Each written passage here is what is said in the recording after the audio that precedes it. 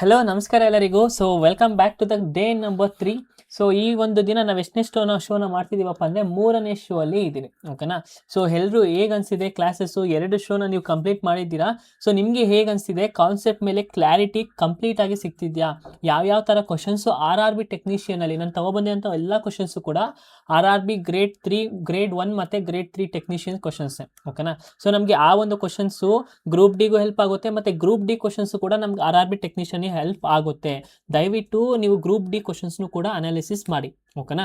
So ಆ ಒಂದು ವಿಡಿಯೋನು ಕೂಡ ನೀವು ನೋಡಿ, ನಿಮ್ಗೆ ಆ ಒಂದು ಕ್ವಶನ್ಸ್ ಕೂಡ ನಮ್ಗೆ ಇಲ್ಲಿ ಎಷ್ಟೊಂದು ಕ್ವಶನ್ಸು ರಿಫ್ಲೆಕ್ಟ್ ಆಗುತ್ತೆ.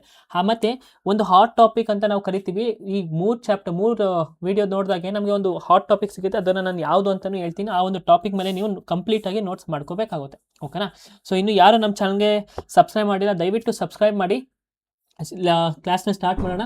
ಮತ್ತು ಲೈಕ್ ಮಾಡಾದ್ಮೇಲೆ ಹೈಪ್ ಬಟನ್ ಅಂತ ಒಂದಿರುತ್ತೆ, ಅದನ್ನು ಹೈಪ್ ಮಾಡಿದ್ರೆ ನಮಗೆ ಎಲ್ಲ ಒಂದು ವೀಕ್ಷಕರು ಅಂದರೆ ಕರ್ನಾಟಕದಲ್ಲಿ ಯಾವ ಮೆಂಬರ್ಸ್ RRB ಅಂತ ಸರ್ಚ್ ಮಾಡ್ತಿರ್ತಾರೋ ಅವರೆಲ್ಲರಿಗೂ ಹೋಗುತ್ತೆ. ಓಕೆನಾ. ದಯವಿಟ್ಟು ಹೈಪ್ ಮಾಡಿ ವಿಡಿಯೋನ. ಓಕೆನಾ. ಸೊ ಸ್ಟಾರ್ಟ್ ಮಾಡೋಣ. First question, choose a term to pay the analogy nucleus, eukaryotic cell, nucleoid, dash ಅಂತ ಕೊಟ್ಟಿದ್ದಾರೆ. ಸದೃಶ್ಯವನ್ನು ಜೋಡಿಸಲು ಸೂಕ್ತ ಪದವನ್ನು ಆಯ್ಕೆ ಮಾಡಿ. ನ್ಯೂಕ್ಲಿಯಸ್ಸು ಮತ್ತು ಯುಕ್ಯಾರಿಟಿಕ್ ಕೋಶ. ನ್ಯೂಕ್ಲಿಯಾಯ್ಡ್ ಯಾವುದಕ್ಕೆ ಸಂಬಂಧಪಟ್ಟಿದ್ದು ಅಂತ ಹೇಳಿದ್ದಾರೆ. ಓಕೆನಾ. ನಮ್ಗೆ ಏನೇನು ಕೇಳಿದ್ದಾರೆ, ಒಂದು ನ್ಯೂಕ್ಲಿಯಸ್ ಅಂತ ಕೊಟ್ಟಿದ್ದಾರೆ. ನ್ಯೂಕ್ಲಿಯಸ್ ಎಲ್ಲಿರುತ್ತಪ್ಪ, ಈ ನ್ಯೂಕ್ಲಿಯಸ್ಸು ಎಲ್ಲಿರುತ್ತಪ್ಪ ಅಂತಂದರೆ ಸೆಲ್ಲಲ್ಲಿ ಇರುತ್ತೆ. ಯಾವ ಸೆಲ್ಲಲ್ಲಿ ಅಂತಂದರೆ 2 ಸೆಲ್ಲಲ್ಲಿ ನೋಡ್ತೀವಿ. ಒಂದು ಪ್ಲ್ಯಾಂಟ್ ಆಗಿರ್ಬೋದು ಅಥವಾ ಅನಿಮಲ್ ಸೆಲ್ಲಲ್ಲಿ ನೋಡ್ತೀವಿ. ಓಕೆನಾ. ಯಾವ ಸೆಲ್ಲಲ್ಲಿ, ಪ್ಲ್ಯಾಂಟ್ ಸೆಲ್ ಅಥವಾ ಅನಿಮಲ್ ಸೆಲ್ಲಲ್ಲಿ ನೋಡ್ತೀವಿ. ಓಕೆನಾ. ಸೆಲ್ನ ನಾವು ಯಾವ ಥರ ನೋಡ್ತೀವಿ, ಒಂದು ಪ್ಲ್ಯಾಂಟ್ ಸೆಲ್ಲಲ್ಲಿ ನೋಡ್ತೀವಿ, ಇನ್ನೊಂದು ಅನಿಮಲ್ ಸೆಲ್ಲಲ್ಲಿ ನೋಡ್ತೀವಿ. ಸೊ ಈ ಥರ ಒಂದು ಸೆಲ್ಗೆ ಏನಾದ್ರು ಒಂದು ನ್ಯೂಕ್ಲಿಯಸ್ ಇದ್ದರೆ, ಡಿಫೈನ್ಡ್ ನ್ಯೂಕ್ಲಿಯಸ್ ಇದ್ದರೆ, ಅದು ನಾವು ಏನಂತ ಕರಿತೀವಿ ಅಂದರೆ ಯುಕ್ಯಾರಿಟಿಕ್ ಸೆಲ್ ಅಂತ ಕರಿತೀವಿ. ಓಕೆನಾ. ಸೊ ಈ ಪ್ರೊಕ್ಯಾರಿಟಿಕ್ ಅಂದರೆ ಏನು, ಈ ಪ್ರೊಕ್ಯಾರಿಟಿಕ್ ಅಂತಂದರೆ ಇವಾಗ ನಾವು ಯುಕ್ಯಾರಿಟಿಕ್ ಮತ್ತು ಪ್ರೊಕ್ಯಾರಿಟಿಕ್ ಅಂತ ಗೊತ್ತಲ್ಲ. ಈ ಪ್ರೊಕ್ಯಾರಿಟಿಕ್ ಅಂತಂದರೆ ಈ ಒಂದು ಸೆಲ್ಗಳಲ್ಲಿ ಏನಿರಲ್ಲ ಅಂತಂದರೆ ನೋ ಪ್ರಾಪರ್ ನ್ಯೂಕ್ಲಿಯಸ್ ಇರಲ್ಲ, ಪ್ರಾಪರಾಗಿ ನ್ಯೂಕ್ಲಿಯಸ್ ಇರಲ್ಲ.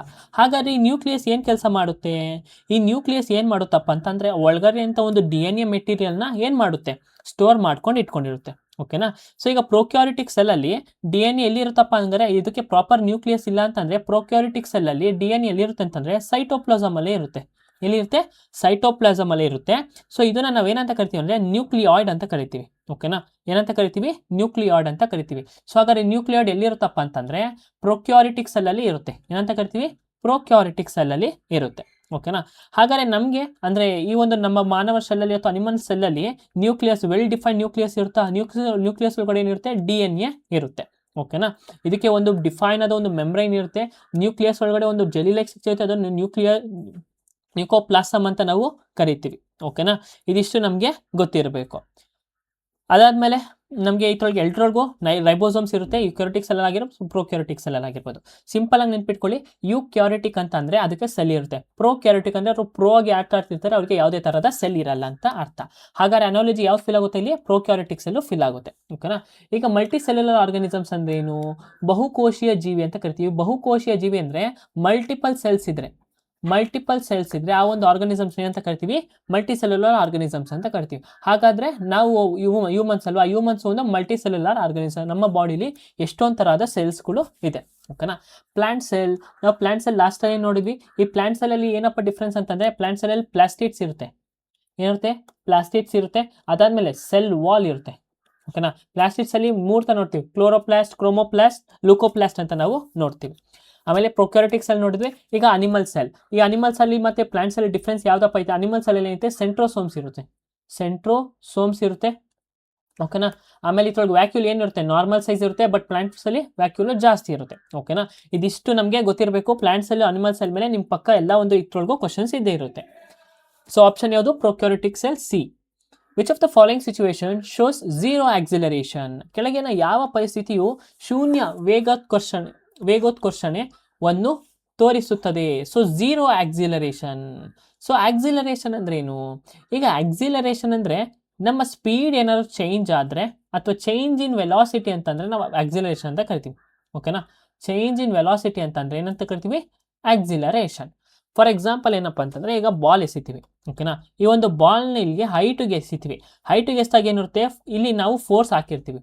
ಒಂದು ಟೈಮ್ಗೆ ಹೋದಾಗ ಏನಾಗುತ್ತೆ, ಬಾಲ್ಗೆ ಫೋರ್ಸ್ ಕಡಿಮೆ ಆಗುತ್ತೆ. ಆ ಬಾಲು ಇಲ್ಲೇನಿರುತ್ತೆ, ಕೆಳಗೆ ಬೀಳಕ್ಕೆ ಹೋಗುತ್ತೆ. ಕೆಳಗೆ ಬೀಳ್ಬೇಕಾದ್ರೆ ಏನಿರುತ್ತೆ, ಇಲ್ಲಿಂದ ಕೆಳಗೆ ಬೀಳ್ಬೇಕಾದ್ರೆ ಏನಾಗುತ್ತೆ, ಆ ಬಾಲ್ನ ಸ್ಪೀಡ್ ಏನಾಗುತ್ತೆ, ಇನ್ಕ್ರೀಸ್ ಆಗುತ್ತೆ. ಇಲ್ಲಿ ಸ್ಪೀಡ್ ಇನ್ಕ್ರೀಸ್ ಆಗ್ತಿದ್ರೆ ಅದನ್ನ ಏನಂತ ಕರಿತೀವಿ ಅಂದರೆ ಆಕ್ಸಿಲರೇಷನ್ ಅಂತ ಕರಿತೀವಿ. ಹಾಗಾದರೆ ಝೀರೋ ಆಕ್ಸಿಲರೇಷನ್ ಅಂದರೆ ಏನು? ಝೀರೋ ಆಕ್ಸಿಲರೇಷನ್ ಅಂದರೆ ಅಲ್ಲಿ ಯಾವುದೇ ಥರ ಸ್ಪೀಡು ಏನಾಗ್ತಿರಲ್ಲ, ಇನ್ಕ್ರೀಸ್ ಆಗ್ತಾ ಇರಲ್ಲ. ಅದನ್ನು ನಾವೇನಂತ ಕರಿತೀವಿ, ಝೀರೋ ಆಕ್ಸಿಲರೇಷನ್ ಅಂತ ಕರಿತೀವಿ, ಓಕೆನಾ. So which of the following situation shows zero, ಈ ಕೆಳಗಿನ ಯಾವುದು ಝೀರೋನ ಆಕ್ಸಿಲರೇಷನ್ ತೋರಿಸುತ್ತೆ ಅಂತ ಹೇಳಿದರೆ, ಆ ಟ್ರೈನ್ ಸ್ಪೀಡಿಂಗ್ ಅಪ್, ವೇಗವನ್ನು ಹೆಚ್ಚಿಸುತ್ತಿರುವ ರೈಲು ಅಂತ ಕರಿತೀವಿ. ಈ ವೇಗವನ್ನು ಹೆಚ್ಚಿಸುತ್ತಿರುವ ರೈಲು ಅಂತಂದರೆ ಟ್ರೈನ್ ಏನಾಗ್ತಿದೆ, ಸ್ಪೀಡ್ ಇನ್ಕ್ರೀಸ್ ಆಗ್ತೈತಲ್ಲ, ಟ್ರೈನ್ಗೆ ಸ್ಪೀಡ್ ಇನ್ಕ್ರೀಸ್ ಆಗ್ತಿದ್ರೆ ಅದನ್ನು ಆಕ್ಸಿಲರೇಷನ್ ಚೇಂಜ್ ಅಂತ, ಅಥವಾ ಸ್ಪೀಡ್ ಚೇಂಜ್ ಆಗ್ತಿದ್ರೆ ಆಕ್ಸಿಲರೇಷನ್ ಅಂತ ಕರಿತೀವಿ. ಝೀರೋ ಆಕ್ಸಿಲರೇಷನ್ ಅಂದ್ರೇನು, ಸ್ಪೀಡು ಇನ್ಕ್ರೀಸ್ ಆಗಬಾರ್ದು, ಕಾನ್ಸ್ಟೆಂಟ್ ಆಗಿ ಇರಬೇಕು ಅಂತ ಅರ್ಥ.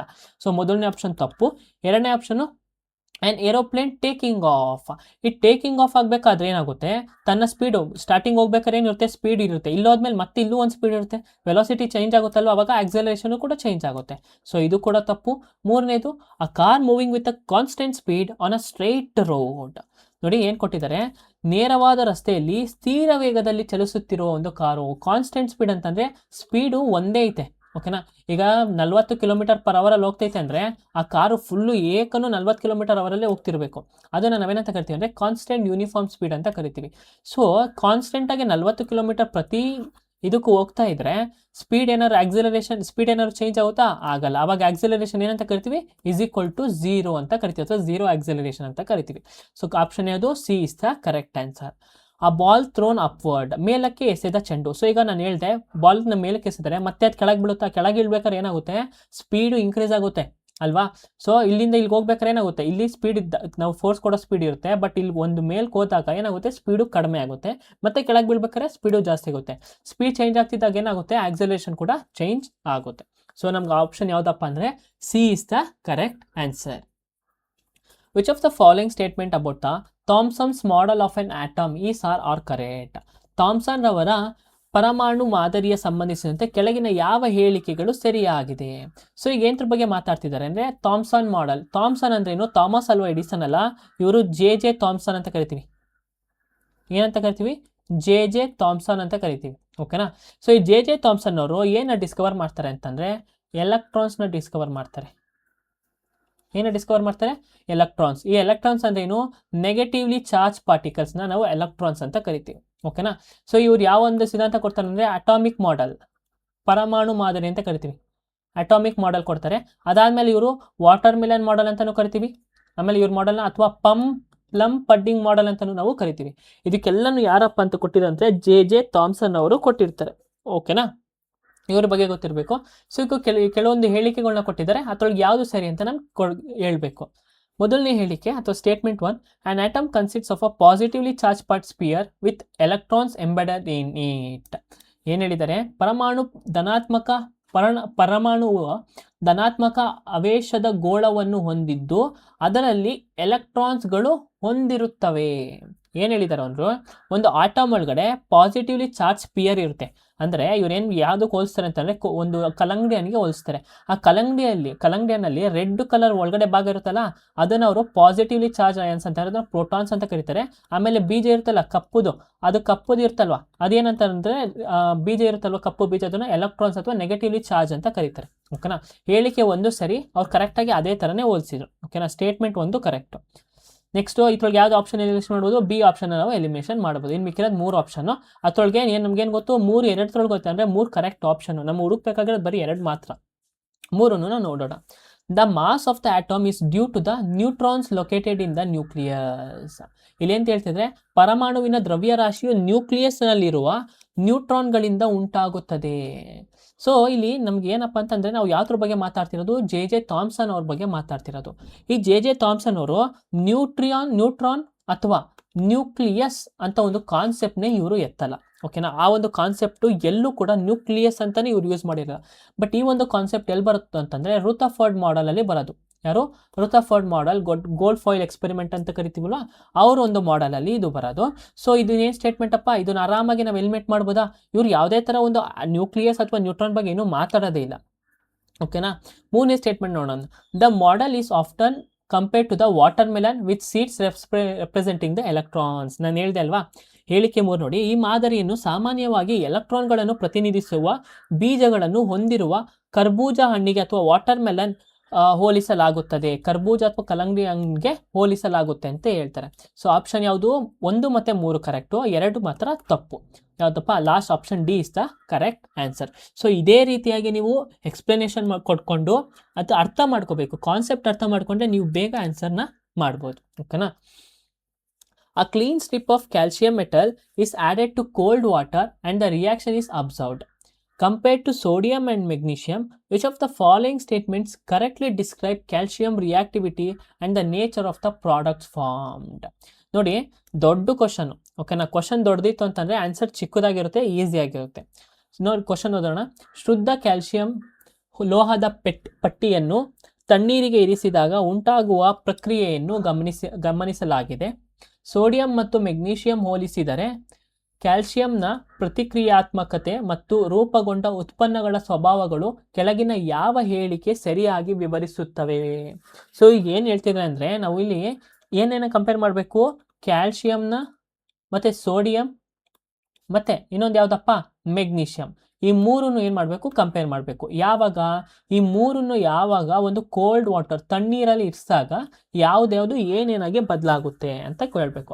ಸೊ ನಮ್ಗೆ ಈ ಕ್ವಶನ್ ಯಾವ್ದ್ರ ಮೇಲಪ್ಪ ಅಂತಂದರೆ ಮೆಟಲ್ಸ್ ಅಂತ ಕರಿತೀವಿ. Metals and it's reactivity series. ಓಕೆನಾ. ಎಷ್ಟು ಬೇಗ ಮೆಟಲು ರಿಯಾಕ್ಟ್ ಆಗುತ್ತೆ ಆ ಒಂದು ಕಾನ್ಸೆಪ್ಟ್ ಮೇಲೆ ಈ ಒಂದು ಕ್ವಶನ್ ನಮಗೆ ಕೇಳಿದ್ದಾರೆ. ಓಕೆನಾ. ಸೊ ಈಗ ನಮಗೆ ಕ್ಯಾಲ್ಸಿಯಂನ ನಾವೇನಾದ್ರು ತಣ್ಣೀರೊಳಗೆ ಹಾಕಿದಾಗ, ಓಕೆನಾ. ಸೊ ಅದಕ್ಕಿಂತ ಮುಂಚೆ ಈಗ ಮೆಟಲ್ ಏನಾದರೂ ಇದು ನೆನ್ಪಿಟ್ಕೊಳ್ಳಿ, ಮೆಟಲ್ಲು ಮತ್ತು ವಾಟರು ಇವೆರಡು ರಿಯಾಕ್ಟ್ ಆದಾಗ ನಮ್ಗೇನು ಸಿಗುತ್ತೆ ಅಂತಂದರೆ ಮೆಟಲ್ ಹೈಡ್ರೋಕ್ಸೈಡ್ ಸಿಗುತ್ತೆ, ಪ್ಲಸ್ ಯಾವ ಗ್ಯಾಸ್ ಬರುತ್ತಪ್ಪ? ಹೈಡ್ರೋಜನ್ ಗ್ಯಾಸು ಎಮಿಟ್ ಆಗುತ್ತೆ. ಓಕೆನಾ. ಇದು ನಮ್ಗೆ ಗೊತ್ತಿರಬೇಕು. ಒಂದು ಲೋಹ ನೀರಿನ ಜೊತೆಗೆ ರಿಯಾಕ್ಷನ್ ಆದಾಗ ನಮಗೇನು ಸಿಗುತ್ತೆ? Metal hydroxide plus hydrogen gas ನಮಗೆ ಸಿಗುತ್ತೆ. ಹಾಗಾದರೆ ಈಗ ಒಂದೇನು ಕ್ಯಾಲ್ಸಿಯಂ, ಈ ಕ್ಯಾಲ್ಸಿಯಂ ಮೆಟಲ್ಲು ವಾಟರ್ ಜೊತೆ ಮಿಕ್ಸ್ ಆದಾಗ, ಅಂದರೆ ಈ ವಾಟರ್ ಜೊತೆ ಏನಾದರೂ ನೀರೊಳಗಡೆ ಇಟ್ಟಾಗ ಅದು ಏನು ಮಾಡುತ್ತಪ್ಪ ಅಂದರೆ ಅದು ರಿಯಾಕ್ಟ್ ಆಗುತ್ತೆ. ಓಕೆನಾ. ಕ್ಯಾಲ್ಸಿಯಂ ಹೈಡ್ರೋ ಆಕ್ಸೈಡ್ ಆಗುತ್ತೆ. Calcium hydro oxide plus hydrogen gas ಆಗಿ ಬರುತ್ತೆ. ಓಕೆನಾ. ರಿಯಾಕ್ಟ್ ಆಗುತ್ತೆ. ಹಾಗಾದರೆ ನೆಕ್ಸ್ಟು ಸೋಡಿಯಂ. ಈ ಸೋಡಿಯಂ ಏನಾದರೂ ವಾಟರ್ ಜೊತೆ ರಿಯಾಕ್ಟ್ ಆದಾಗ ನಮಗೆ ಸೋಡಿಯಂ ಗೊತ್ತು, ಇದೇನಪ್ಪ ಅಂದರೆ ಹೈ ರಿಯಾಕ್ಟಿವ್ ಮೆಟಲ್ ಅಲ್ವಾ. ಸೋಡಿಯಂ ಒಂದು ಹೈ ರಿಯಾಕ್ಟಿವ್ ಮೆಟಲು. ಇದೇನಾದ್ರು ವಾಟರ್ ಜೊತೆ ಇದ್ದಾಗ ವಾಟರ್ ಕೋಲ್ಡ್ ಆಗಿರೋಂಥ ಒಂದು ವಾಟರ್ ಏನಾಗುತ್ತೆ? ವಾರ್ಮ್ ಆಗೋಕ್ಕೆ ಶುರುವಾಗುತ್ತೆ. ಓಕೆನಾ. ಜಾಸ್ತಿ ರಿಯಾಕ್ಟಿವ್ ಆದರೆ ಅದು ಫೈರ್ ಆಗೋಕ್ಕೆ, ಹೈಡ್ರೋಜನ್ ಗ್ಯಾಸ್ ರಿಲೀಸ್ ಆಗುತ್ತಲ್ವಾ, ಅದು ಫೈರ್ ಆಗೋ ಚಾನ್ಸಸ್ಸು ಕೂಡ ಇರುತ್ತೆ. ಯಾವುದ್ರೊಳಗೆ?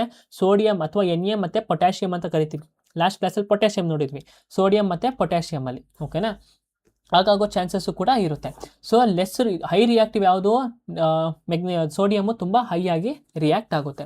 ಹಾಗಾದರೆ ಮೆಗ್ನೀಷಿಯಮ್ ನೋಡೋದಾದರೆ, ಈಗ ಮೆಗ್ನೀಷಿಯಮ್ ವಾಟರ್ ಜೊತೆ ರಿಯಾಕ್ಟ್ ಆದರೆ ಏನಾಗುತ್ತಪ್ಪ ಅಂತಂದರೆ ಅದೊಂದು ಸ್ಲೋ ಪ್ರೊಸೆಸ್. ನಾನು ನೆನ್ನೆ ಎಕ್ಸಾಂಪಲಲ್ಲಿ ನಿಮಗೆ ಹೇಳಿದೆ, ಯಾವಾಗ ಮೆಗ್ನೀಷಿಯಮ್ ಕೋಲ್ಡ್ ವಾಟರಲ್ಲಿ ಹೋಗ್ತೀವೋ ಅದೇನಾಗುತ್ತೆ? ಗುಳ್ಳೆ ಮಟ್ಟೆ ಅಥವಾ ಸುತ್ತಕೊಡುತ್ತೆ ಆ ಮೆಟಲ್ ಮುಂದೆ ಸುತ್ತ ಅಲ್ವಾ. ಅದೊಂದು ಸ್ಲೋ ಪ್ರೊಸೆಸ್ಸು. ಓಕೆನಾ. ಸೊ ಇದು ಮೂರು ಕಂಪೇರ್ ಮಾಡಿದ್ರೆ ನಮ್ಗೇನು ಹೇಳಿರೋದು? ಇಲ್ಲಿ ಕಂಪೇರ್ ಮಾಡೋಕ್ಕೆ ಹೇಳಿರೋದು.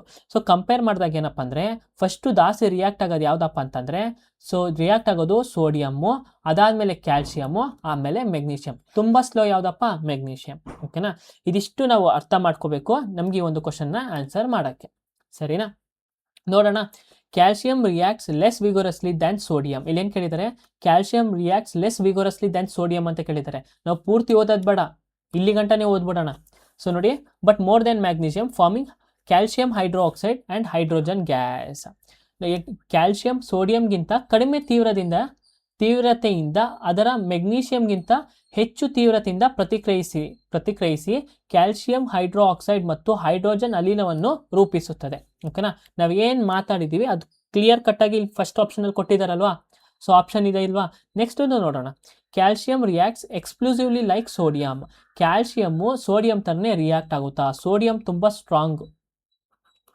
ಓಕೆನಾ. ತುಂಬ ವಿಗೋರಿಯಸ್ಲಿ ಆಗಿ ಅದು ರಿಯಾಕ್ಟ್ ಆಗುತ್ತೆ. ಬಟ್ ಕ್ಯಾಲ್ಸಿಯಂ ಅದಕ್ಕಿಂತ ಕಡಿಮೆ. ಆಪ್ಷನ್ ಉಲ್ಟಾ ಕೊಟ್ಟಿದ್ರೆ ತಪ್ಪು.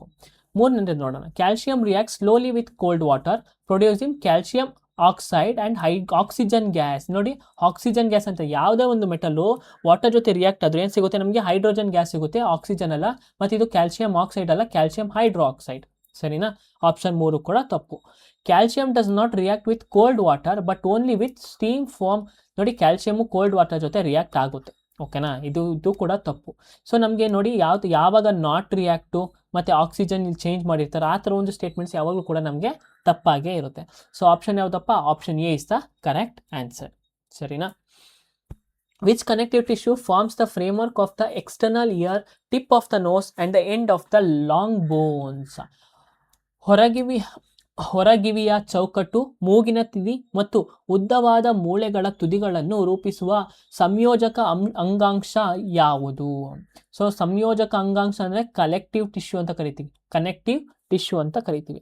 ಹಾಗಾದರೆ ನಮ್ಮ ಕಿವಿನ ಬೆಂಡ್ ಮಾಡ್ಬೋದು, ನಮ್ಮ ಮೂಗುನು ಕೂಡ ಹಿಂಗೆ ಸೊಟ್ಟಪಟ್ಟೆಲ್ಲ ತಿರುಗಿಸ್ಬೋದು, ಮತ್ತು ನಮ್ಮ ಮೂಳೆನ ಹಿಂಗೆಲ್ಲ ಮಾಡ್ಬೋದು. ಯಾಕೆ?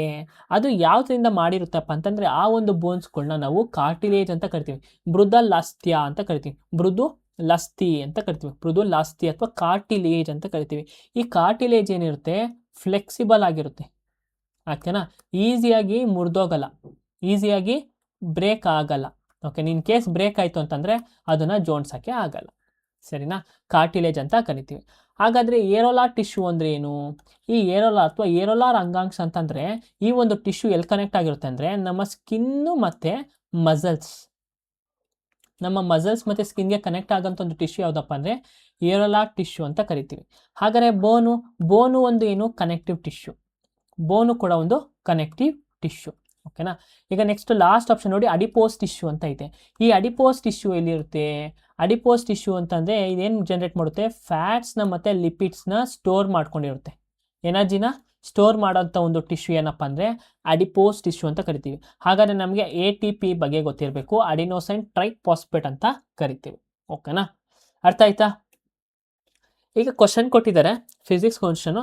One of the beautiful question ಮತ್ತು ಒನ್ ಆಫ್ ದ ಕಾನ್ಸ್ಟೆಂಟ್ ಆಗಿ ಇಂಪಾರ್ಟೆಂಟ್ ಕ್ವಶನು. ಓಕೆನಾ? ಇಂಪಾರ್ಟೆಂಟ್ ಕ್ವಶನು ನಮಗೆ ಈ ಕ್ವಶನು ಜಾಸ್ತಿ ಸಲ ಕೇಳಿದರೆ ನ್ಯೂಮರಿಕಲ್ಸ್ ಚೇಂಜ್ ಆಗುತ್ತೆ. ಅದು ಬಿಟ್ಟರೆ ಇನ್ನೇನು ಕೂಡ ಆಗಲ್ಲ. ಓಕೆನಾ?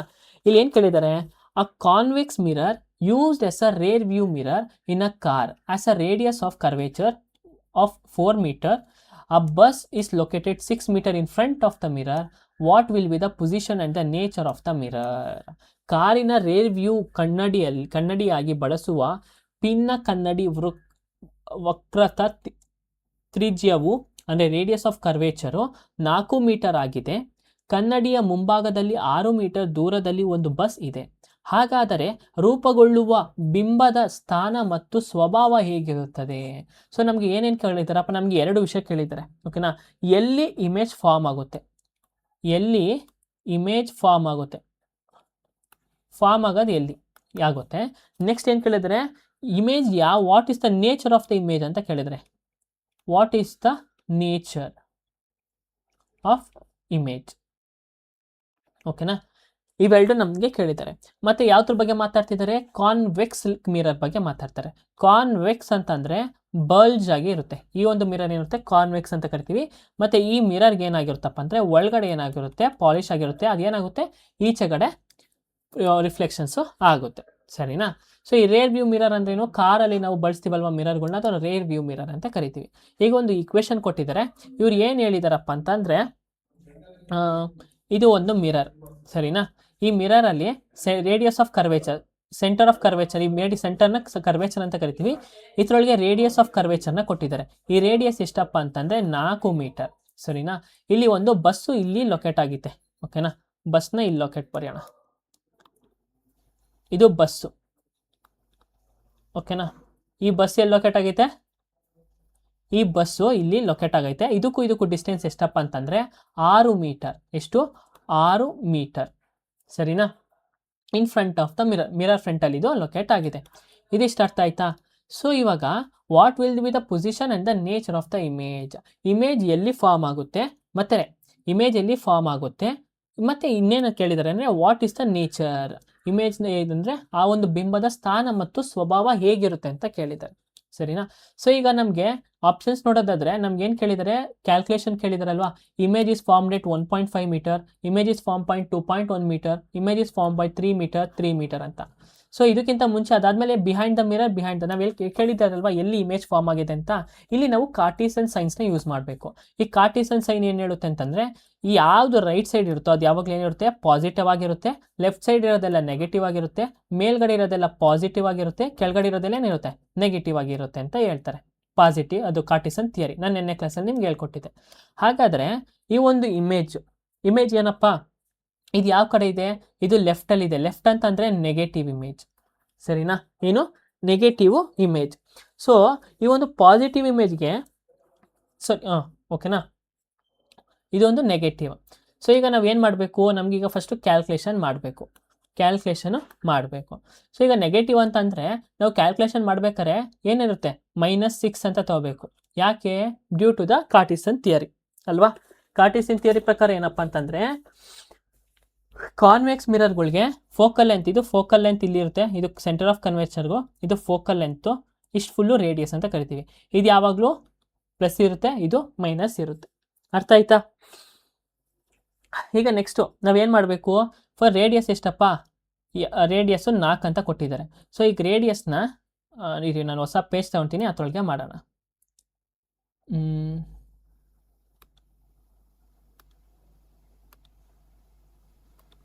ಓಕೆನಾ? ಸೊ ಇಲ್ಲಿ ಏನು ಕೊಟ್ಟಿದ್ದಾರೆ, ರೇಡಿಯಸ್ ಕೊಟ್ಟಿದ್ದಾರೆ. ರೇಡಿಯಸ್ ಎಷ್ಟು, 4 ಮೀಟರ್. ಓಕೆನಾ? ಅದಾದಮೇಲೆ ಆಬ್ಜೆಕ್ಟ್ನ ಡಿಸ್ಟೆನ್ಸ್ ಕೊಟ್ಟಿದ್ದಾರೆ. ಈ ಆಬ್ಜೆಕ್ಟ್ನ ಡಿಸ್ಟೆನ್ಸ್ ಎಷ್ಟಪ್ಪ ಅಂತಂದರೆ, ಯು ಅಂತ ಕರಿತೀವಿ. ಆಬ್ಜೆಕ್ಟ್ನ ಡಿಸ್ಟೆನ್ಸು ಎಷ್ಟಪ್ಪ ಅಂತಂದರೆ 6 ಮೀಟರ್. ಓಕೆನಾ? ಸೊ ಈಗ ನಮಗೆ ರೇಡಿಯಸ್ಗೆ ನಮಗೆ ಫಾರ್ಮುಲಾ ಏನು, ಯಾವನಪ್ಪ ಅಂತಂದರೆ ಕಾನ್ವೆಕ್ಸ್ಗೆ 1/f is equal to 1/v plus ಇನ್ನೊಂದೇನು 1/u. ಇದು ನಮಗೆ ಫಾರ್ಮುಲಾ ಇಮೇಜ್ನ ಕಂಡುಹಿಡಿಯೋಕ್ಕೆ, ಸರಿನಾ? ಸೊ 1/f ಅಂದ್ರೆ ಏನು, ಫೋಕಲ್ ಲೆಂತ್. ನಮಗೆ ರೇಡಿಯಸ್ 4 ಕೊಟ್ಟಿದ್ದಾರೆ. ಫೋಕಲ್ ಅಂತ ಏನು, ಹಾಫ್ ಆಫ್ ರೇಡಿಯಸ್. ರೇಡಿಯಸ್ನ ಹಾಫ್ ಅಂದರೆ ಫೋಕಲ್ ಲೆಂತ್. ಫೋಕಲ್ ಲೆಂತ್ ಎಷ್ಟಾಗುತ್ತೆ, 4/2. 2 1s 2 2s. ಓಕೆನಾ? ಸೊ ಫೋಕಲ್ ಲೆಂತ್ ಎಷ್ಟಾಯಿತು, 1/2 ಆಯಿತು. ನಮಗೆ ವಿ ಅಂತಂದ್ರೇನು, ಇಮೇಜ್ನ, ಓಕೆನಾ, ಇಮೇಜ್ನ ಡಿಸ್ಟೆನ್ಸು. ನಮ್ಗೆ ಅದನ್ನೇ ಕಂಡುಹಿಡಿಯೋಕ್ಕೆ ಹೇಳಿದ್ರು. ಇಮೇಜ್ನ ಡಿಸ್ಟೆನ್ಸ್ ಎಷ್ಟು ಅಂತ ಕಂಡುಹಿಡಿಯೋಕ್ಕೆ ಹೇಳಿದ್ದಾರೆ. ಸೊ ಇಮೇಜ್ ಡಿಸ್ಟೆನ್ಸ್ ಏನಪ್ಪ, ಇಮೇಜ್ ಡಿಸ್ಟೆನ್ಸ್ ಅಂದರೆ ನಮಗೆ ಗೊತ್ತಿಲ್ಲ, ಅದಕ್ಕೆ 1/v ಅಂತಲೇ ಹಾಕೊಳ್ತೀವಿ. ಮತ್ತು ಯು ಅಂತ ಕೊಟ್ಟಿದ್ದಾರೆ. ಯು ಅಂದ್ರೇನು, ಆಬ್ಜೆಕ್ಟ್ನ ಡಿಸ್ಟೆನ್ಸು. ಇದನ್ನು 6 ಅಂತ ತೊಗೊಳ್ಳಲ್ಲ, -6 ಅಂತ ತೊಗೊಳ್ತೀವಿ. ಯಾಕಪ್ಪ ಅಂತಂದರೆ, ಯಾವಾಗ ಈ convex mirror in front of the mirror ಅಂತೀವಲ್ವಾ, ಅಲ್ಲಿ ಯಾವ್ದು ಇರುತ್ತೆ ಅಂದರೆ ಕಾರ್ಟಿಸನ್ ಸೈನ್ ಪ್ರಕಾರ ಅಲ್ಲಿ ನೆಗೆಟಿವ್ ಇರುತ್ತೆ. ಓಕೆನಾ? ಅದಕ್ಕೆ ನಾವು ಏನಂತ ತಗೊಳ್ತೀವಿ, ಅದನ್ನು ಮೈನಸ್ ಅಂತ ತಗೊಳ್ತೀವಿ. ಸೊ 1/-6 ಈಕ್ವೇಷನ್ ಬಂತಾ. ಈಗ 1/2 is equal to 1/v minus into plus ಏನಾಗುತ್ತೆ, ಇಲ್ಲಿ ಮೈನಸ್ ಆಗುತ್ತಾ, -1/6 ಅಂತ ಬರ್ಕೊಳ್ತೀವ. ಓಕೆನಾ? ಈಗ ಇದು ಈಕ್ವೇಷನ್ ಆಯಿತಾ. ಸೊ ಈ 1/2 ಏನು ಮಾಡ್ತೀವಿ, 1/2ಗೆ ಈ ಮೈನಸ್ ಇದು ಈ ಕಡೆ ಏನಾಗುತ್ತೆ, ಪ್ಲಸ್ ಆಗುತ್ತೆ. 1/6 ಇಸ್ ಈಕ್ವಲ್ ಟು 1/v. ಓಕೆನಾ? ಸೊ ಇವಾಗ ಎರಡು ಎಲ್ ಸಿ ಎಮ್ ತೊಗೊಳ್ಳೋಣ. 2 ಮತ್ತು 3 ಯಾವ ತೊಗೊಳಗೆ ಗೊತ್ತಪ್ಪ, 2 3s 6. Okay, 6 L C M ಆಗುತ್ತೆ. 2 3s ಹೋಗುತ್ತೆ, ಇಲ್ಲಿ 3 ಹಾಕೊಳ್ತೀವಿ. 6 1s 6 ಪ್ಲಸ್ ಇಲ್ಲಿ 1 × 1 1. ಸೊ ಎಷ್ಟಾಗುತ್ತೆ, 4/6 ಆಗುತ್ತೆ. ಸೊ ಇನ್ನೂ ಸಿಂಪ್ಲಿಫೈ ಮಾಡಿದಾಗ 2 2s 2 3s. So 1/v is equal to ಎಷ್ಟಪ್ಪ ಅಂದರೆ 2/3 ಅಂತ ಕರಿತೀವಿ. ಓಕೆನಾ? ಹಾಗಾದರೆ ವಿನ ಎಷ್ಟು, ವಿ ಡಿಸ್ಟೆನ್ಸು 3 ಅಂತ ಅರ್ಥ. ಈ 3ನ ಏನು ಮಾಡಬೇಕು, /2 ಮಾಡಬೇಕು. ಓಕೆನಾ? ಹಾಫ್ ಮಾಡಿದಾಗೇನು ನಮಗೆ 1.5 ಮೀಟರ್ ಬರುತ್ತೆ. ಹಾಗಾದರೆ ಇಮೇಜ್ ಎಷ್ಟು ಫಾರ್ಮ್ ಆಗಿರುತ್ತಪ್ಪ ಅಂದರೆ 1.5 ಮೀಟರಲ್ಲಿ ಫಾರ್ಮ್ ಆಗಿರುತ್ತೆ. ಓಕೆನಾ? ಸೊ ಎಲ್ಲಿ ಫಾರ್ಮ್ ಆಗಿರುತ್ತೆ, ಬಿಹೈಂಡ್ ದ ಮಿರರಲ್ಲಿ. ಎಲ್ಲಿ, ಬಿಹೈಂಡ್ ದ ಮಿರರಲ್ಲಿ. ಓಕೆನಾ? ಇಮೇಜ್ ಎಲ್ಲಿ ಫಾರ್ಮ್ ಆಗಿರುತ್ತಪ್ಪ ಅಂದರೆ ಬಿಹೈಂಡ್ ದ ಮಿರರ್. ಫ್ರಂಟಲ್ಲಿದ್ದರೆ ಇಲ್ಲಿ ಫಾರ್ಮ್ ಆಗುತ್ತೆ, ಇಲ್ಲಿದ್ದರೆ ಫ್ರಂಟಾಗಿ ಫಾರ್ಮ್ ಆಗುತ್ತೆ. ಸೊ ಏನಾಗಿರುತ್ತೆ, 1.5 ಯಾವುದೈತಪ್ಪ. Okay, option a is the correct answer. So ಈ ಕ್ವಶನ್ನ ನೆನ್ಪಿಟ್ಕೊಳ್ಳಿ, ನಾನು ಏನು ಹೇಳ್ಕೊಟ್ಟಿದ್ದೆ ಅದನ್ನು ಮಾಡಿ ಆ ಒಂದು ಫಾರ್ಮುಲಾ ಮಾಡಿದ್ರೆ ನಿಮ್ಗೆ ಎಷ್ಟೊಂದು ಕ್ವಶನ್ ಕೊಡ್ತಾರೆ. ಇವಾಗ ನಿಮಗೆ ಕಾನ್ವೆಕ್ಸ್ ಮೇಲೆ ಕೇಳಿದ್ದಾರೆ, ನೆಕ್ಸ್ಟು ಕಾನ್ಕೇವ್ ಮೇಲೆ ಕೇಳ್ತಾರೆ, ಸರಿ. ಸೊ ಇಮೇಜು ಪಾಸಿಟಿವ್ ಐತಲ್ವಾ. ಸೊ ಪಾಸಿಟಿವ್ ಇಮೇಜ್ ಯಾವಾಗಲೂ ಎಲ್ಲಿ ಇರುತ್ತೆ ಅಂತಂದರೆ ಬಿಹೈಂಡ್ ದ ಮಿರರ್ ಇರುತ್ತೆ. ಓಕೆನಾ? ಸೊ ಈಗ ಇಮೇಜು ಹೆಂಗೆ ಫಾರ್ಮ್ ಆಗಿರುತ್ತೆ, ಸೊ ಈಗ ಫಾರ್ಮ್ ಆಯ್ತು ಇಮೇಜ್, ಇಲ್ಲಿ ಬಿಹೈಂಡ್ ದ ಮಿರರ್ ಫಾರ್ಮ್ ಆಗಿದೆ. ಎಷ್ಟು ಡಿಸ್ಟೆನ್ಸಲ್ಲಿ, 1.5 ಮೀಟರ್. ಹಾಗಾದರೆ ಯಾವ ಥರ ಇಮೇಜ್ ಇರುತ್ತೆ, ಈಗ ಯಾವ ಥರ ಅಂತಂದರೆ, ಒಂದು ವರ್ಚುವಲ್ ಅಂತ ಗೊತ್ತು, ಅಂದರೆ ಸ್ಕ್ರೀನ್ ಮೇಲೆ ಇದು ಮಾಡೋಕ್ಕಾಗಲ್ಲ. ಅದಾದಮೇಲೆ ಎರೆಕ್ಟ್ ಆಗಿರುತ್ತೆ, ಎರೆಕ್ಟ್ ಅಂತಂದರೆ ಸ್ವಲ್ಪ ಹೈಟು ಜಾಸ್ತಿ ಇರುತ್ತೆ. ಇನ್ನೇನಂತ ಡಿಮಿನಿಷ್ಡ್ ಆಗಿರುತ್ತೆ. ಡಿಮಿನಿಷ್ಡ್ ಅಂತಂದರೆ ಅದ್ರ ಸೈಜ್ ಏನಿರುತ್ತೆ ಕಡಿಮೆ ಇರುತ್ತೆ. ಬೆಸ್ಟ್ ಎಕ್ಸಾಂಪಲ್ ಯಾವುದಪ್ಪ ಅಂದರೆ ನೀವು ಕಾರ್ ಮಿರರ್ನ ನೋಡಿ, ನೀವು ಇದು ಮಿರರಲ್ಲಿ ಎಲ್ಲನೂ ನೋಡ್ಬೋದು, ಅಂದರೆ ಸುತ್ತ ವೈಡ್ ಆ್ಯಂಗಲಲ್ಲಿ ಎಲ್ಲನೂ ನೋಡ್ಬೋದು. ಮತ್ತು ಬಸ್ ಇದ್ರೂ ಅದ್ರ ಸೈಜ್ ಉದ್ದ ಇರುತ್ತೆ, ಸೈಜ್ ಎಲ್ಲ ಚಿಕ್ಕ ಇದ್ದಂಗೆ ಕಾಣಿಸುತ್ತೆ. ಓಕೆನಾ? ಸೊ ಇದಿಷ್ಟು ಕಾನ್ಸೆಪ್ಟ್ ಮೇಲೆ ಈ ಒಂದು ಪ್ರಶ್ನೆ ಕೇಳಿದರೆ ಅಂದರೆ ಒಂದು ಗುಡ್ ಕ್ವಶನ್ ಇದು. ಓಕೆನಾ? ಒಂದು good question. If both the solute and the solvent masses are doubled, the concentration mass percent of the solution will. ದ್ರವಕ ಮತ್ತು ದ್ರವ್ಯ ಎರಡೂ ದ್ರವ್ಯ ರಾಶಿಯನ್ನು ದ್ವಿಗುಣಿಗೊಳಿಸಿದರೆ ದ್ರವಣದ ಸಾಂದ್ರತೆ ಏನಾಗುತ್ತದೆ? ಸೊ ಏನು ಕೇಳಿದ್ದಾರೆ ಇಲ್ಲಿ, ಒಂದು ಸಾಲ್ಯೂಟ್ ಅಂತ ಕೊಟ್ಟಿದ್ದಾರೆ, ಇನ್ನೊಂದು ಸಾಲ್ವೆಂಟ್ ಅಂತ ಕೊಟ್ಟಿದ್ದಾರೆ. ಓಕೆನಾ? ಈ ಸಾಲ್ಯೂಟ್ ಅಂದರೆ ಏನು? ಯಾವುದು ಡಿಸಾಲ್ವ್ ಆಗುತ್ತೆ. ಓಕೆನಾ? ಫಾರ್ ಎಕ್ಸಾಂಪಲ್ ಇವಾಗ ನಾವು ಶುಗರ್ ವಾಟರ್ ಅಂತ ತಗೊಳ್ಳೋಣ, ಅಂದರೆ ಸಕ್ಕರೆ ನೀರು. ಈ ಸಕ್ಕರೆ ಏನು ಮಾಡುತ್ತೆ, ಸಕ್ಕರೆ ಕರಗುತ್ತಲ್ವಾ, ಅದನ್ನು ನಾವು ಸೊಲ್ಯೂಟ್ ಅಂತ ಕರಿತೀವಿ. ಈ ಸಕ್ಕರೆನ ಕರಗಿಸೋದು ಯಾವುದಪ್ಪ, ನೀರು ಕರಗಿಸುತ್ತಲ್ವಾ, ಅದನ್ನು ನಾವೇನಂತ ಕರಿತೀವಿ, ಸಾಲ್ವೆಂಟ್ ಅಂತ ಕರಿತೀವಿ. ಸೊ ಇವೆರಡು ಕೂಡಿದ್ರೆ ಏನಾಗುತ್ತೆ, ನಮಗೆ ಸೊಲ್ಯೂಷನ್ ಆಗುತ್ತೆ. ಏನಾಗುತ್ತೆ? ಸೊಲ್ಯೂಷನ್ ಆಗುತ್ತೆ. ಸೊ ಇವೆರಡು ಕೂಡಿದ್ರೆ ಏನಾಗುತ್ತೆ, ಶುಗರ್ ವಾಟರ್ ಆಗುತ್ತೆ. ಸೊ ನಮ್ಮ ಕ್ವಶನಲ್ಲಿ ಏನು ಕೇಳಿದರೆ, ಮಾಸ್ ಪರ್ಸೆಂಟು ಇನ್ ಕೇಸ್ ಏನಾದರೂ ಇವೆರಡು ಡಬಲ್ ಆದರೆ ನಮಗೆ ಏನಾಗುತ್ತೆ ಮಾಸ್ ಪರ್ಸೆಂಟೇಜ್ ಅಂತ ಕೇಳಿದ್ದಾರೆ. ಫಾರ್ ಎಕ್ಸಾಂಪಲ್ ಇವಾಗ ನೋಡಿ, ಶುಗರು 20 ಗ್ರಾಮ್ ಶುಗರ್ ಅಂದ್ಕೊಳ್ಳಿ, 80 ಗ್ರಾಮ್ ವಾಟರ್ ಅಂದ್ಕೊಳ್ಳಿ. ಓಕೆನಾ? ಸೊಲ್ಯೂಷನ್ ಎಷ್ಟಾಯಿತು? Solution total mass of solution 100 gram ಆಯಿತು. ಓಕೆನಾ? ಇವಾಗ ಸೊಲ್ಯೂಟ್ ಕಾನ್ಸಂಟ್ರೇಷನ್ ಆಫ್ ಮಾಸ್ ನೋಡಿದ್ರೆ, ಮಾಸ್ ಕಾನ್ಸಂಟ್ರೇಷನ್ ಫಾರ್ಮುಲಾ ಏನಪ್ಪ ಅಂತಂದರೆ is equal to solute divided by total solute divided by total mass of solution, ಅಥವಾ ಟೋಟಲ್ ಸೊಲ್ಯೂಷನ್ ಇಂಟು 100 ಅಂತ ಕರಿತೀವಿ. ಈಗ ಸೊಲ್ಯೂಟ್ ಎಷ್ಟಪ್ಪ? 20, ಟೋಟಲ್ ಮಾಸ್ ಎಷ್ಟು? 100 ಡಿವೈಡೆಡ್ ಬೈ 100. ಸೊ ಎಷ್ಟು ಪರ್ಸೆಂಟ್ ಆಯಿತು? 20% ಇತ್ತು. ಸರಿನಾ? ಇನ್ ಕೇಸ್ ಇವೆರಡು ಡಬಲ್ ಆಯಿತು ಅಂತಂದರೆ ಏನಾಗುತ್ತಪ್ಪ? ಡಬಲ್ ಅಂತಂದರೆ ಇದು 40 ಆಗುತ್ತೆ, ಇದು 160 ಆಗುತ್ತೆ. ಟೋಟಲ್ ಎಷ್ಟಾಯಿತು? 200 ಗ್ರಾಮ್ ಆಯಿತು. ಈ 200 ಗ್ರಾಮಲ್ಲಿ ಇವಾಗ ಇದ್ರ ಪರ್ಸೆಂಟೇಜ್ ಕಂಡುಹಿಡಿಯೋಣ, ಡಬಲ್ ಆದಮೇಲೆ ಎಷ್ಟಂತ. ಸೊ ಈಗ ಎಷ್ಟು? 200 ಗ್ರಾಮಲ್ಲಿ 40%, 40 ಸೊಲ್ಯೂಟ್ ಆದರೆ into 100, 0 cancel, 0 cancel, 2 1s 2 2s. ಇಲ್ಲೂ ಕೂಡ 20% ಕಾನ್ಸಂಟ್ರೇಷನ್ನೇ ಐತೆ. ಓಕೆನಾ? ಇಲ್ಲಿ ಏನಾಗ್ತೈತೆ ಅಂದರೆ ಸೊಲ್ಯೂಟು ಮತ್ತು ಸಾಲ್ವೆಂಟು ಎರಡೂ ಕೂಡ ಚೇಂಜ್ ಆದರೆ ಕಾನ್ಸಂಟ್ರೇಷನ್ ಏನಾಗಿರುತ್ತಪ್ಪ ಅಂದರೆ ನಮಗೆ ಪರ್ಸೆಂಟೇಜಲ್ಲಿ ಕೇಳಿದಾಗಿಂದ ಕಾನ್ಸಂಟ್ರೇಷನು ಒಂದೇ ಆಗಿರುತ್ತೆ. ಓಕೆನಾ? Remains the same. ಇಲ್ಲೂ 20% ಕಾನ್ಸಂಟ್ರೇಷನ್ ಐತೆ, ಇಲ್ಲೂ 20% ಕಾನ್ಸಂಟ್ರೇಷನ್ ಐತೆ, ಯಾವುದೇ ಥರ ಚೇಂಜಸ್ ಆಗಿಲ್ಲ. ಓಕೆನಾ? ಸೊ ಇಲ್ಲಿ ಡಬಲ್ ಅಂತ ಕೊಟ್ಟಿದ್ದಾರೆ, ಡಬಲ್ ಆಗಲ್ಲ. ಡಬಲ್ ಯಾವಾಗ ಆಗುತ್ತಪ್ಪ ಅಂತಂದರೆ ಈ ಒಂದು ಚೇಂಜ್ ಆದರೆ. ಓಕೆನಾ? ಒಂದು ಚೇಂಜ್ ಆದರೆ ಒಂದು ಇನ್ಕ್ರೀಸ್ ಆಗುತ್ತೆ ಅಂದರೆ ಡಿಕ್ರೀಸ್ ಆಗುತ್ತೆ. ಸರಿನಾ? ಸೊ ಇವಾಗ ಈ ಒಂದು ಕಾನ್ಸೆಪ್ಟಲ್ಲಿ ನಮಗೆ ಇವೆರಡರಲ್ಲಿ ಏನಾಗುತ್ತೆ, ರಿಮೈನ್ಸ್ ಸೇಮ್ ಇರುತ್ತೆ. ಓಕೆನಾ? ಬಟ್ ಏನು ಕೇಳಿರೋದು ನಮಗೆ ಮಾಸ್ ಪರ್ಸೆಂಟೇಜಲ್ಲಿ ಕೇಳಿರೋದು. ಓಕೆನಾ? The urine formed in the kidneys passes through dash into the dash where it stored until excreted. ಮೂತ್ರಪಿಂಡಗಳಲ್ಲಿ ಉತ್ಪತ್ತಿಯಾಗುವ ಮೂತ್ರವು ಡ್ಯಾಶ್ ಮೂಲಕ ಡ್ಯಾಶ್ಗೆ ಪಾಸ್ ಆಗಿ ಅಲ್ಲಿ ವಿಸರ್ಜನೆಗೊಳ್ಳುವವರೆಗೂ ಸಂಗ್ರಹಿಸಲ್ಪಡುತ್ತದೆ ಅಂತ ಕೊಡ್ತಾರೆ. ಸೊ ಈ ವಿಸರ್ಜನೆ ಈಗ ಈ ಮೂತ್ರವನ್ನು ನೀಟಾಗಿ ಸ್ಟೋರ್ ಮಾಡೋದು ಯಾವುದಪ್ಪ ಅಂದರೆ ಯೂರಿನರಿ ಬ್ಲಾಡರ್ ಅಂತ ಕರಿತೀವಿ. ಯೂರಿನರಿ ಬ್ಲಾಡರ್ ಏನು ಮಾಡುತ್ತೆ, ಇದನ್ನು ಸ್ಟೋರ್ ಮಾಡುತ್ತೆ. ಹಾಗಾದರೆ ಈ ಲಾಸ್ಟಲ್ಲಿ ಏನು ಬರಬೇಕು, ಯೂರಿನರಿ ಬ್ಲಾಡರ್ ಬರಬೇಕು. ಯಾವ ಆಪ್ಷನ್ ಐತೆ ನೋಡಿ, ಬಿ ಒಂದೇ ಇರೋದು ಯೂರಿನರಿ ಬ್ಲಾಡರ್. ಹಾಗಾದರೆ ಯೂರಿನ್ ಕಿಡ್ನಿಸಿಂದ ಯಾವ ಟ್ರಾನ್ಸ್ಫರ್ ಮಾಡಪ್ಪ ಅಂತಂದರೆ ಯುರೇಟರ್ ಅಂತ ಕರಿತೀವಿ. ಹಾಗಾದರೆ ಯೂರಿನರಿ ಬ್ಲಾಡರ್ನಿಂದ ನೆಕ್ಸ್ಟ್ ಬಾಡಿ ಈಚೆಗೆ ಟ್ರಾನ್ಸ್ಫರ್ ಮಾಡೋದನ್ನ ಯುರೇತ್ರಾ ಅಂತ ಕರಿತೀವಿ. ಓಕೆನಾ? ನಮಗೆ ಇದು ಗೊತ್ತಿರಬೇಕು. ನೆಕ್ಸ್ಟ್ ಕ್ವಶನ್ ನೋಡ್ಕೊಳ್ಳಿ, ನೆಫ್ರಾನ್ ಮೇಲೆ ಕೇಳ್ತಾರೆ. ಅವ್ರು ಫಾಲೋ ಮಾಡೋ ಪ್ಯಾಟರ್ನೇ ಅದು. ಸರಿನಾ? ನೆಫ್ರಾನ್ ಅಂದ್ರೇನು, ಇದು ಏನು ಮಾಡುತ್ತಂತೆ, ಅಲ್ಟ್ರಾ ಫಿಲ್ಟ್ರೇಷನ್ ಮಾಡುತ್ತೆ. Ultra filtration smallest functional unit of ಯಾವುದಕ್ಕೆ ಅಂತಂದರೆ ಕಿಡ್ನಿ ಅಂತ ಕರಿತೀವಿ. ಓಕೆನಾ? ಸೊ ನಾವು ಕಿಡ್ನಿ ಅಂತ ಬಂದಾಗ ನೋಡ್ಕೊಬಿಡೋಣ. ಇದು ಯೂರಿನರಿ ಬ್ಲಾಡರು. ಮತ್ತು ಏನಾಗುತ್ತೆ, ಈ ಯೂರಿನ್ ಅಂದರೆ ಇದರಿಂದ ಬರುತ್ತೆ. ಇದನ್ನು ನಾವೇನಂತ ಕರಿತೀವಿ ಅಂದರೆ ಯುರೇಟರ್ ಅಂತ ಕರಿತೀವಿ. ಇದನ್ನು ಏನಂತ ಕರಿತೀವಿ ಅಂದರೆ ಯುರೇತ್ರಾ ಅಂತ ಕರಿತೀವಿ. ಓಕೆನಾ? ಯುರೇತ್ರಾ ಅಂತ ನಾವು ಕರಿತೀವಿ. ಸರಿನಾ? ಇಲ್ಲಿ ಏನಾಗುತ್ತೆ, ಇಲ್ಲೆಲ್ಲ ಏನು ಲೊಕೇಟ್ ಆಗಿರುತ್ತೆ, ಇದನ್ನು ನೆಫ್ರಾನ್ ಅಂತ ಕರಿತೀವಿ. ಇದು ಏನು ಮಾಡುತ್ತೆ, ಬ್ಲಡ್ನ ಫಿಲ್ಟ್ರೇಷನ್ ಮಾಡುತ್ತೆ. ಸರಿನಾ? Next question, what is the work done on object if it's displacement is 0 even when a force is applied. ಒಂದು ವಸ್ತುವಿನ ಮೇಲೆ ಬಲವನ್ನು ಪ್ರಯೋಗಿಸಿದರೂ ಅದರ ಸ್ಥಾನ ಪಲ್ಲಟವು ಶೂನ್ಯವಾಗಿದ್ದರೆ ನಡೆದ ಕೆಲಸ ಏನಾಗುತ್ತದೆ? ಸೊ ನಾವು ವರ್ಕ್ ಡನ್ ಅಂತ ಯಾವಾಗ ಹೇಳ್ತೀವಿ ಅಂತಂದರೆ, ಇವಾಗ ಇದೊಂದು ಬಾಕ್ಸು. ಈ ಬಾಕ್ಸು ಇಲ್ಲಿಂದ ಇಲ್ಲಿಗೆ ಮೂವ್ ಆಗಬೇಕು. ಇದಕ್ಕೆ ನಾವೇನಾದ್ರು ಒಂದು ಫೋರ್ಸ್ ಹಾಕಬೇಕು. ಓಕೆನಾ? ಆ ಟೈಮಲ್ಲಿ ಫೋರ್ಸ್ ಹಾಕಿದಾಗ ಈ ಬಾಕ್ಸ್ ಏನು ಇಲ್ಲಿಂದ ಇಲ್ಲಿ ಮೂವ್ ಆದರೆ ನಾವೇನಂತ ಕರಿತೀವಿ, ವರ್ಕ್ ಡನ್ ಅಂತ ಕರಿತೀವಿ. ಒಂದು ವರ್ಕ್ ಆಯಿತು, ಕೆಲಸ ಆಯಿತು ಅಂತ ಹೇಳ್ತೀವಿ. ಇನ್ ಕೇಸ್ ನಾವು ಫೋರ್ಸ್ ಆಗ್ತಾ ಇದ್ವಿ, ಈ ಒಂದು ಬಾಕ್ಸ್ಗೆ ಫೋರ್ಸ್ ಆಗ್ತಾ ಇದ್ವಿ, ಬಟ್ ಇದು ಮೂವ್ ಆಗಿಲ್ಲ, ಆವಾಗ ನಾವೇನಂತ ಕರಿತೀವಿ ಅಂತಂದರೆ ವರ್ಕ್ ಆಗಿಲ್ಲ ಅಂತ ಕರಿತೀವಿ, ಅಥವಾ ಅದನ್ನು ಝೀರೋ ವರ್ಕ್ ಅಂತ ಕರಿತೀವಿ. ಏನಂತ ಕರಿತೀವಿ? ಝೀರೋ ವರ್ಕ್ ಅಂತ ಕರಿತೀವಿ. ಸೊ ನಮ್ಗೆ ಈ ಕ್ವಶನಲ್ಲಿ ಕೇಳಿರುತ್ತೆ ಅದೇ. ಈಗ ಎಕ್ಸಾಂಪಲ್, ನೀವು ಒಂದು ಗೋಡೆನ ಅಂದ್ಕೊಳ್ಳಿ, ಈ ಗೋಡೆನ ತಳ್ತೀರಾ, ಈ ಗೋಡೆ ತಳ್ತೀರಾ, ಅದು ಮೂವ್ ಆಗಲ್ಲ, ಬಟ್ ನೀವು ಫೋರ್ಸ್ನ ಕೊಡ್ತಾ ಇದ್ದೀರಾ, ಮೂವ್ಮೆಂಟ್ ಆಗಿಲ್ಲ ಅಂದರೆ ವರ್ಕ್ ಡನ್ ಆಗುತ್ತಾ? ವರ್ಕ್ ಡನ್ ಆಗಿಲ್ಲ ಅಂದರೆ ಅದನ್ನೇನಂತ ಕರಿತೀವಿ ಅಂದರೆ ಝೀರೋ ವರ್ಕ್ ಅಂತ ನಾವು ಕರಿತೀವಿ. ಸೊ ಆಪ್ಷನ್ ಏನು? ಎ ಇಸ್ ದ ಕರೆಕ್ಟ್, ಅಥವಾ ಶೂನ್ಯ ವರ್ಕ್ ಅಂತ ಕರಿತೀವಿ. Which statement correctly explains the role of the decomposers in the ecosystem? ಪರಿಸರ ವ್ಯವಸ್ಥೆಯಲ್ಲಿ ವಿಘಟಗಳ ಪಾತ್ರವನ್ನು ಯಾವ ಹೇಳಿಕೆ ಸರಿಯಾಗಿ ವಿವರಿಸುತ್ತದೆ? ಸೊ ಈ ಡಿಕಂಪೋಸರ್ಸ್ ಅಂತಂದ್ರೆ ಏನು ಗೊತ್ತಾ? ಈ ವಿಘಟಗಳು ಅಂತಂದ್ರೆ ಡೆಡ್ ಅನಿಮಲ್ಸ್ ಅಥವಾ ಸತ್ತ ಜೀವಿಗಳನ್ನ ಏನು ಮಾಡುತ್ತೆ, ಅದ್ರೊಳಗೆ ಇರೋಂಥ ಒಂದು ನ್ಯೂಟ್ರಿಯೆಂಟ್ಸ್ಗಳನ್ನ ಬ್ರೇಕ್ ಡೌನ್ ಮಾಡುತ್ತೆ. ಓಕೆ, ಸಿಂಪಲ್ ಸಬ್ಸ್ಟೆನ್ಸ್ ಆಗಿ ಬ್ರೇಕ್ ಡೌನ್ ಮಾಡೋದನ್ನ ನಾವೇನಂತ ಕರಿತೀವಿ ಅಂದರೆ ಡಿಕಂಪೋಸರ್ಸ್ ಅಂತ ಕರಿತೀವಿ, ಅಥವಾ ಡಿಕೇಯಿಂಗ್ ಮ್ಯಾಟರ್ ಅಂತ ಕರಿತೀವಿ.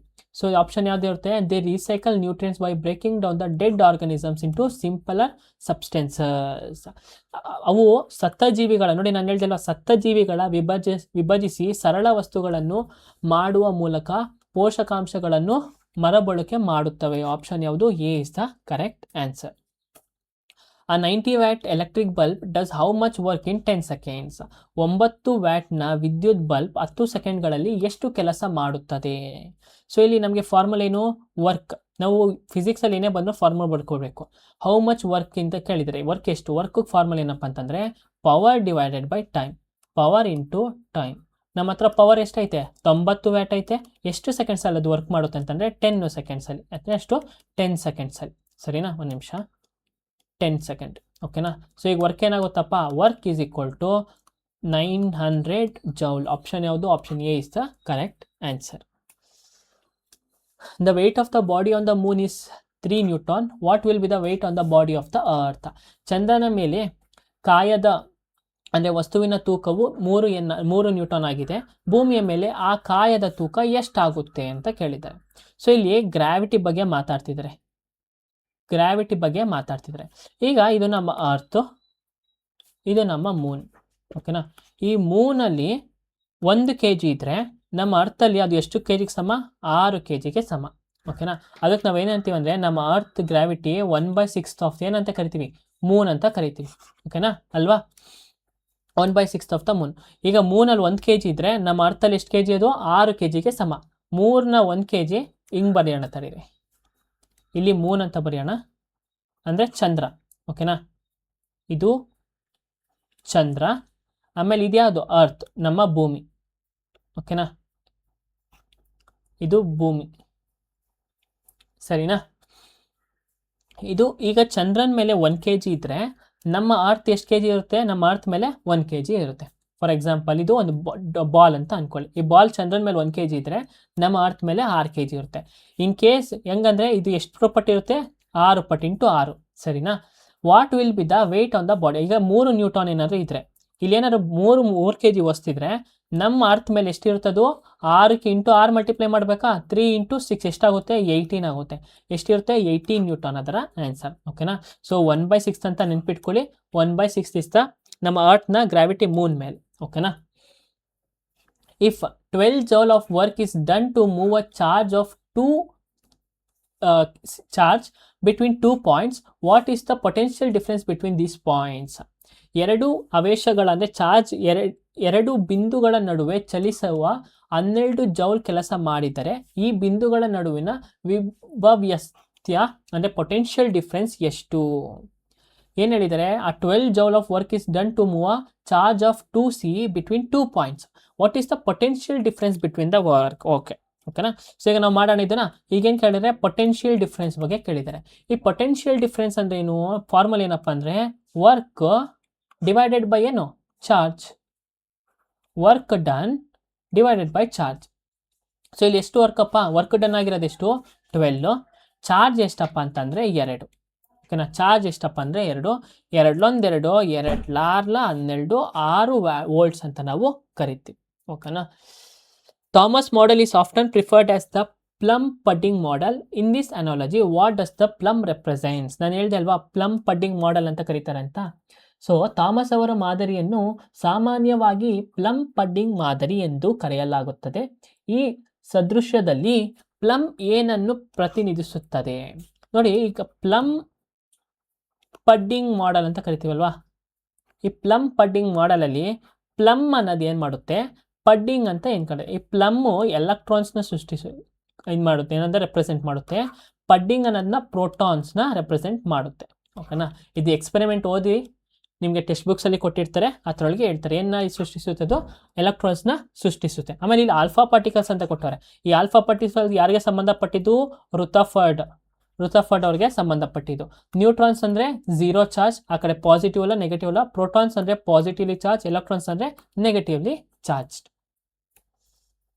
Last question, which of the following statements correctly explain the position of sodium in the activity series of a metal? ಲೋಹಗಳ ಕ್ರಿಯಾಶೀಲತಾ ಸರಣಿಯಲ್ಲಿ ಸೋಡಿಯಂನ ಸ್ಥಾನವನ್ನು ಕೆಳಗಿನ ಯಾವ ಹೇಳಿಕೆಯು ಸರಿಯಾಗಿ ವಿವರಿಸುತ್ತದೆ? ನೋಡಿ, ಹಾಟ್ ಟಾಪಿಕ್, ಮೊದಲನೇ ಹಾಟ್ ಟಾಪಿಕ್ ನೆನ್ಪಿಟ್ಕೊಳ್ಳಿ. ಈ ಹಾಟ್ ಟಾಪಿಕ್ ಅಥವಾ HYT ಅಂತ ಏನು ಕರಿತೀವಲ್ವಾ, ಹೈ ಈಲ್ಡಿಂಗ್ ಟಾಪಿಕ್ ಅಂತ ಕರಿತೀವಲ್ಲ, reactivity series of metal, reactivity series. ಇದ್ರ ಬಗ್ಗೆ ನಿಮ್ಗೆ ಸಂಪೂರ್ಣವಾಗಿ ಮಾಹಿತಿ ಇರಬೇಕು. ಹೈ ರಿಯಾಕ್ಟಿವ್ ಮೆಟಲ್ಸ್ ಯಾವುದು, ಲೋ ರಿಯಾಕ್ಟಿವ್ ಮೆಟಲ್ಸ್ ಯಾವುದು ಅಂತ ಇಲ್ಲ. ಓಕೆನಾ? ಈಗ ಸೋಡಿಯಂ ಒಂದು ಹೈ ರಿಯಾಕ್ಟಿವ್ ಮೆಟಲ್ ಅಲ್ವಾ. ಸೊ ಈಗ ನೀವು ನೋಡಿ ಆನ್ಸರ್ನ ಕಮೆಂಟಲ್ಲಿ ತಿಳಿಸಿ, ಕ್ವಶನ್ ನಂಬರ್ ಹಾಕ್ಬಿಟ್ಟು ಆನ್ಸರ್ನ ಕಮೆಂಟಲ್ಲಿ ತಿಳಿಸಿ. ತುಂಬ ಅಂದರೆ ತುಂಬ ಈಸಿ ಕ್ವಶನ್. ನಾನು ಆಗಲೇ 2 ಕ್ಲಾಸಿಂದ ಇದ್ರ ಬಗ್ಗೆ ಹೇಳ್ತಾ ಇದ್ದೀನಿ. ಓಕೆನಾ? ಸೊ ಇದೊಂದನ್ನು ನೀವು ಕಮೆಂಟಲ್ಲಿ ತಿಳಿಸಿ. And thanks for watching. ಮತ್ತು ಇನ್ನಷ್ಟು ಶೇರ್ ಮಾಡ್ತಾ ಇರಿ, ಎಲ್ಲ ನಿಮ್ಮ ಫ್ರೆಂಡ್ಸ್ಗಳಿಗೂ ಶೇರ್ ಮಾಡಿ, ಲೈಕ್ ಮಾಡಿ, ಸಬ್ಸ್ಕ್ರೈಬ್ ಮಾಡಿ, ಮತ್ತು ಲೈಕ್ ಮಾಡಿ, ಬಟನ್ನ ಹೈಪ್ ಕೊಡಿ. ಓಕೆನಾ? ವೀಡಿಯೋ ಆವಾಗ ಜಾಸ್ತಿ ಜನಕ್ಕೆ ಮುಟ್ಟುತ್ತೆ. ಓಕೆನಾ? So thank you everyone. ಮತ್ತು ನಾಳೆ ಬೆಳಗ್ಗೆ ನಿಮ್ಮೊಂದಿಗೆ ಈ ಒಂದು ಮಸ್ತ್ ಮಗ ಕ್ಲಾಸಲ್ಲೇ ಸಿಗ್ತೀನಿ.